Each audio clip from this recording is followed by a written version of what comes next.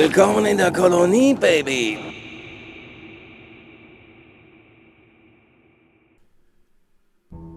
Information about lore, characters, monsters, and concepts are found very scarcely in Gothic. All of these things are left for speculation and interpretation, but nothing ever is really set in stone. Gothic doesn't have a compendium which you can buy in the merch store. It doesn't even have an in-game bestiary.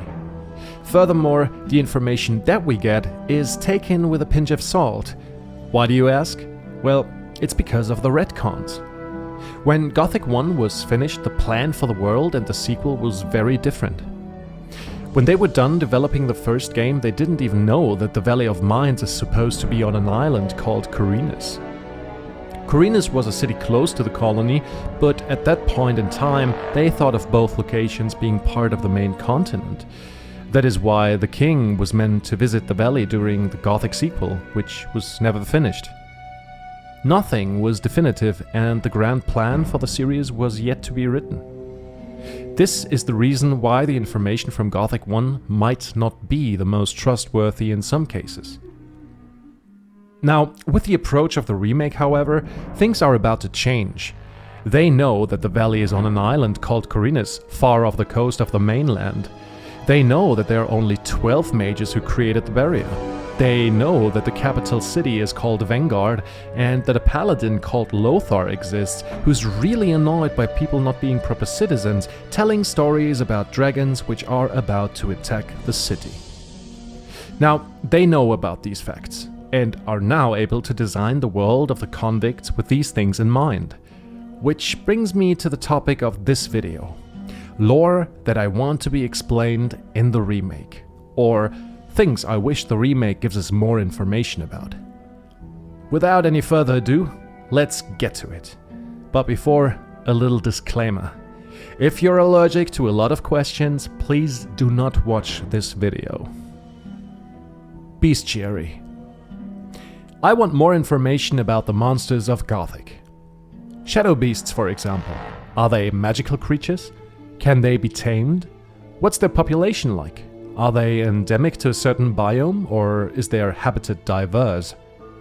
And what about goblins? They clearly have a hierarchy and use tools that makes them somewhat intelligent. Do they have a religion? What do they worship? Are they loyal to Beliar, or are they just trying to survive? What is the story of the undead? How is undeath even possible in the world of Gothic? Is it a curse or simple magic? Do the undead retain parts of their former personality? And what is actually up with biters? They seem innocent enough when you fight them one by one, but what is going on with those leather straps on their face? Are they kept by the orcs for the hunt, or are they a resource for the green furs? Speaking of which, what is the origin of the orcs? They were children of Adanos, right? How did they get corrupted? Are all orcs corrupted? Are there different orc breeds which would explain their completely different appearance in Gothic 3? What is the exact hierarchy? Is there a position above shamans and warlords? Do they bow their knee to one war chief? Do they have clans? Well, moving on to background information about characters. Since the Gothic comic isn't canonical anymore, we know fairly little about the friends of the nameless hero.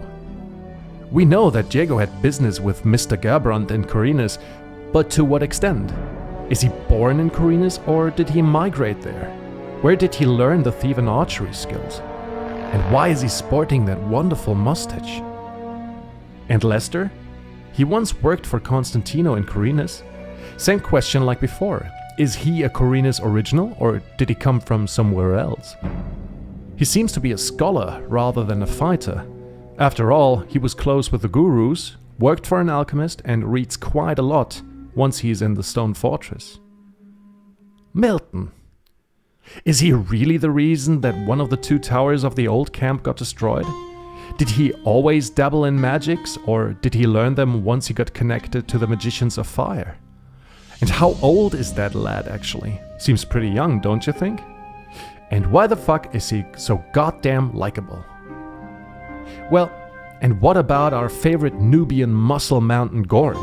His charisma, like his lust for kicking ass and fighting, is off the charts, but we know literally not a single thing about him. Why is that? Just on a side note, I think the nameless hero should remain a total mystery, but the four friends obviously need some more background information. But there are also many other interesting characters out there who need some proper attention.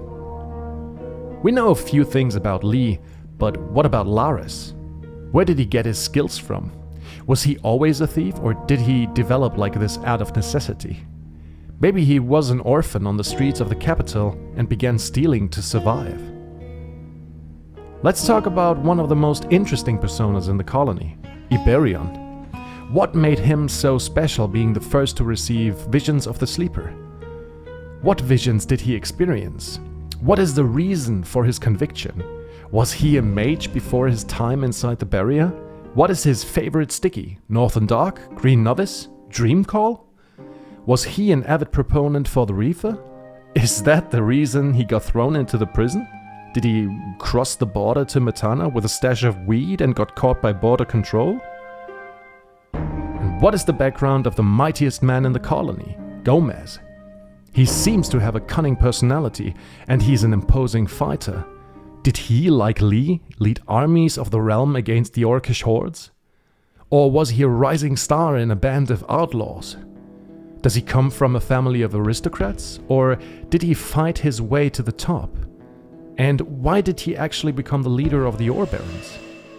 And what is actually the story of Scar? I mean, what is his real name and why... No, just joking. Scar's real name, as we know, is Marvin, and he got thrown into the colony after his actions on Archolos caused the citizens to let out their frustration on the only scapegoat they saw fit. Background information on locations. If you haven't noticed, I do really enjoy the locations of Gothic, especially those in the Valley of Mines, and it doesn't help that some of them are really mysterious in their nature, their history, and their use. Take the Stone Fortress, for example. Once it belonged to a noble who owned the whole valley. He sold his land to the Magicians of Fire, including all the mines. Where did this man go? Did he continue to live in the fortress? Did the noble practice the dark arts, or was he a criminal? After all, we find risen skeletons behind the bookshelf in a hidden room. Or the old citadel. It's also very interesting. The name suggests that it was a military installation, but for whom? For the troops of the noble living in the stone fortress, or for Roba I? What lies beneath it? Is there another level beneath it that might have connected to the shaft which reaches into the lake? Who are the builders of the temple in the swamp? The architecture doesn't look orcish. Was it an Innos temple? I highly doubt it. Adanos?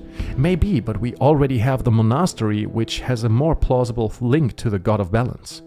Speaking of which, were the inhabitants of said monastery really druids? Were they connected to Adanos? The druids in Gothic 3 surely are. But why is it so derelict? Is it just old, or did someone lay siege to these walls? Will we get to know more about the Orc Arena? Was it a place to fight, or rather a place of worship and spirituality? Remember the fog tower on the eastern coast? How are Cromanin and this location connected? What was the purpose of those mine shafts below? And what about the Sleeper Temple? When was it constructed? Where did the orcs take the humans they used as slaves from? Why is the architecture, especially in the last part, the sanctuary, so much more different and sophisticated than the rest? As you can see, there are a lot of questions about a lot of things, and before you say it, no, I don't want to know every single detail from the game and the mythos. Quite the opposite, actually. I think the mysterious aura surrounding Gothic is really atmospherical, but to be quite frank, we are far from explaining everything. We need some actual facts to the lore, and that is because there are more questions than actual answers, and this is not Dark Souls. Let me find notes in the game which explain the origin of some structures. Give me books which go into depth about the valley's history. Let me overhear conversations about characters or even monsters. Either way, we need answers.